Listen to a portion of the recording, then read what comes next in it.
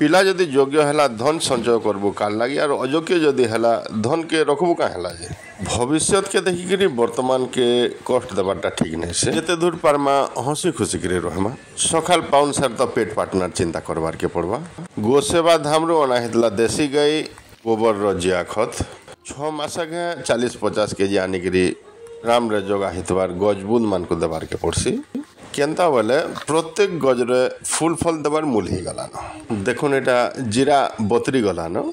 ई समय जदि बर्मी कंपोस्ट और कोहा पतर के भल से देथमा बोले जीरार साइज बढ़ कर दाना ठीक धरती मूला शाग भी तुलबार बतरिया हो गलान